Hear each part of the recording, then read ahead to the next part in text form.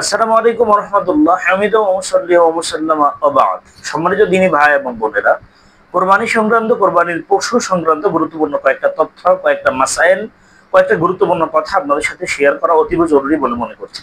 প্রথম কথা হচ্ছে, যে সকল পশু দ্বারা কোরবানি করা বৈধ নয় এবং যে সমস্ত ত্রুটি বিচ্ছুতিগুলা থাকলে, আইব বা দোষগুলা থাকলে কোরবানি করলেও হয়ে যাবে, কোনো রকম হয়ে যাবে, সে বিষয়গুলো আমাদের জানা অতীব জরুরি। প্রথম কথা হচ্ছে, যে পশুর একটি দাঁতও নাই, দাঁতবিহীন, যে পশুর একটি দাঁতও নেই বা এত বেশি দাঁত পড়ে গেছে যে ঘাস বা খাদ্য চিবাতে পারে না, এমন পশু দ্বারাও কোরবানি করা জায়েজ নয়। বাদায় ও সনায় 4 নম্বর খন্ডে 215 নম্বর পৃষ্ঠা, ফতোয়া আলমগীরি 5 নম্বর খন্ডে 298 নম্বর পৃষ্ঠাতে ফতোয়াটি আছে। তার মানে আমরা কি বুঝলাম, যে একবারে দাঁত নেই অথবা দাঁত আছে কিন্তু এত বেশি দাঁত পড়ে গেছে, যে দাঁত আছে এগুলো দ্বারা কোনো খাবার, কোনো খাদ্য সে চিবাতে পারে না, এমন প্রাণী দ্বারা, এমন পশু দ্বারা কোরবানি করা বৈধ হবে না। 2 নম্বর বিষয় হচ্ছে শিং ভাঙ্গার ক্ষেত্রে, শিং ভাঙ্গা পশুর ক্ষেত্রে সতর্কতা।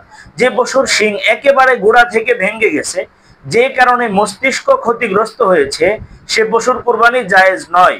যে পশুর শিং একেবারে ভেঙে গেছে, যে কারণে মস্তিষ্ক ক্ষতিগ্রস্ত হয়েছে, শিং ভাঙ্গার কারণে মাথায় আঘাত প্রাপ্ত হয়েছে, মস্তিষ্ক ক্ষতিগ্রস্ত হয়েছে, সে পশুর কোরবানি জায়েজ নয়। পক্ষান্তরে যে পশুর অর্ধেক শিং বা কিছু শিং ফেটে বা ভেঙে গেছে, হতে পারে দুইটা পশু, দুইটা প্রাণী একসাথে ঝগড়া লেগে একে অন্যকে গুতাগুতি করে দেখা গেল শিংয়ের কিছুটা অংশ ভেঙে গিয়েছে বা একেবারে ভাঙ্গেনি, অনেকটা আছে, শিং একেবারে উঠেনি, সে পশু দ্বারা কোরবানি জায়েজ। একটু ভেঙে গেছে অথবা জন্মগতভাবে শিং উঠে নাই, এই পশু দ্বারা কোরবানি করলে কোরবানি বৈধ হবে। বাদায় সনায়ের 4 নম্বর খন্ডে 216 নম্বর পৃষ্ঠা, রদ্দুল মুহতার 6 নম্বর খন্ডে 324 নম্বর পৃষ্ঠাতে ফতোয়াটি গুরুত্বপূর্ণ ভাবে এখানে সন্নিবেশিত হয়েছে। এরপরে কান বা লেজ কাটা পশুর কোরবানি, কান বা লেজ কাটা পশুর কোরবানি। যে পশুর লেজ বা কোনো কান অর্ধেক বা তারও বেশি কাটা, যে পশুর লেজ বা কান অর্ধেক বা তারও বেশি কাটা, সে পশুর কোরবানি জায়েজ নয়।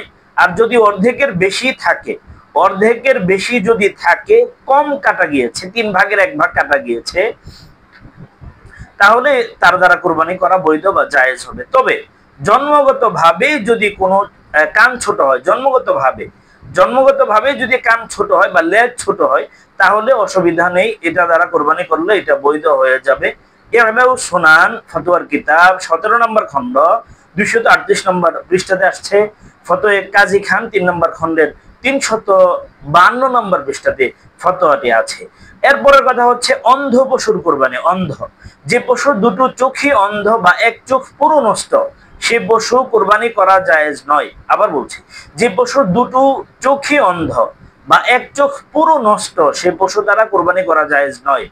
এটা বাদায় সনায় 4 নম্বর খন্ডে 214 নম্বর পৃষ্ঠা, ফতোয়া আলমগীরের 297 নম্বর পৃষ্ঠা, ফতোয়া কাজী খান 303 নম্বর খন্ডে 352 নম্বর পৃষ্ঠাতে আসছে। অতএব আমরা এক্ষেত্রে আমরা লক্ষণীয় কয়েকটা বিষয়, অন্ধ বা চোখের দৃষ্টি কতটুকু আছে, কান বা লেজ কাটা কিনা, শিং ভাঙ্গা বা ফাটা কিনা, নাকি একবারে ভেঙে গেছে, দাঁত আছে কিনা, এই সমস্ত বিষয়গুলো আমরা লক্ষ্য করে আমরা কোরবানির পশু ক্রয় করব, যাতে করে আমাদের কোরবানিটা আল্লাহ তাআলার কাছে কবুল বা মকবুল হয়। সে মানসিকতা রেখে আমরা সতর্কতার সাথে কোরবানির পশু আমরা ক্রয় করব। আল্লাহ তাআলা আমাদেরকে বুঝে আমল করার তৌফিক দিন। আসসালামু আলাইকুম ওয়া রাহমাতুল্লাহি ওয়া বারাকাতুহু।